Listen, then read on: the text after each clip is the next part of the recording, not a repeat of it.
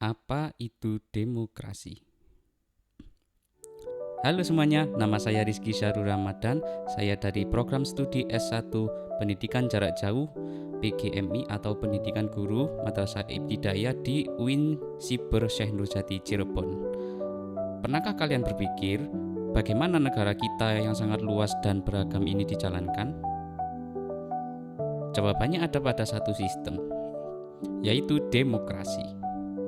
Secara etimologis, kata demokrasi berasal dari bahasa Yunani kuno, yaitu demos yang berarti rakyat dan kratos atau kratein yang berarti kekuasaan atau pemerintahan. Artinya, kedaulatan tertinggi benar-benar berada di tangan rakyat. Di Indonesia, hakikat kedaulatan rakyat ini secara konstitusional ditegaskan dalam pasal 1 ayat 2 Undang-Undang Dasar Negara Republik Indonesia tahun 1945. Mari kita bedah lebih dalam mengenai hakikat, instrumentasi, dan praksis demokrasi di Indonesia. Tahukah kalian bahwa demokrasi Pancasila bukanlah sistem yang meniru liberalisme Barat yang sekuler maupun juga komunisme, melainkan demokrasi adalah sebuah sintesis unik yang menyelaraskan kebebasan individu dalam kesetaraan sosial yang bermoral. Menurut bapak demokrasi kita, yaitu Bapak Muhammad Hatta, tradisi demokrasi ini sebenarnya sudah berurat akar di Nusantara dalam bentuk demokrasi desa. Demokrasi asli bangsa kita ini memiliki 3 ciri utama. Yang pertama ialah cita-cita rapat atau musyawarah. Kemudian yang kedua adalah cita-cita massa protes untuk melawan kezaliman. Dan cita-cita tolong-menolong atau gotong royong.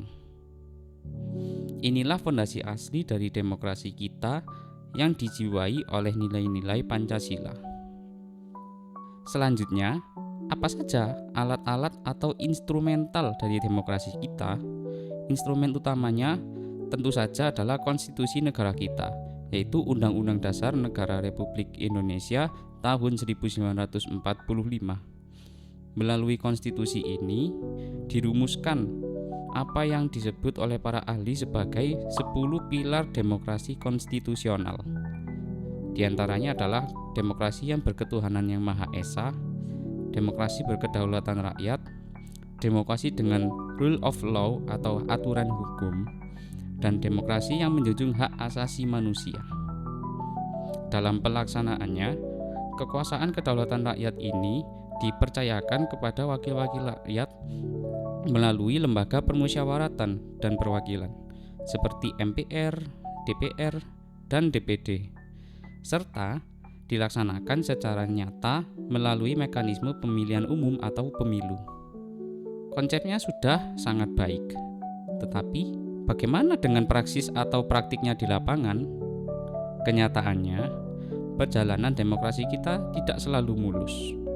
Kita masih menghadapi berbagai tantangan serius yang dapat menurunkan kualitas demokrasi, seperti maraknya politik uang, korupsi, lemahnya penegakan hukum, serta polarisasi akibat hoaks, dan lain sebagainya.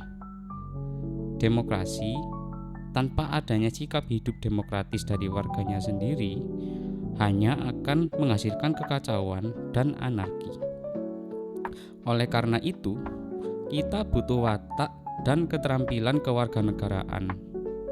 Setiap individu harus mampu bersikap toleran, menghargai pendapat orang lain, berpikir kritis, serta mengedepankan musyawarah untuk mencapai mufakat demi kepentingan bersama. Sebagai kesimpulan, demokrasi Pancasila yang diidealkan tidak akan pernah tercapai jika kita hanya mengandalkan formalitas kelembagaan saja, tanpa komitmen moral. Mari kita rawat demokrasi ini dengan terus mengaktualisasikan nilai-nilai ketuhanan, kemanusiaan, persatuan, kerakyatan, dan keadilan di setiap aspek kehidupan kita masing-masing, agar cita-cita bangsa dapat terwujud secara nyata. Baik, sekian dari saya. Terima kasih sudah menonton. Semoga bermanfaat dan sampai jumpa.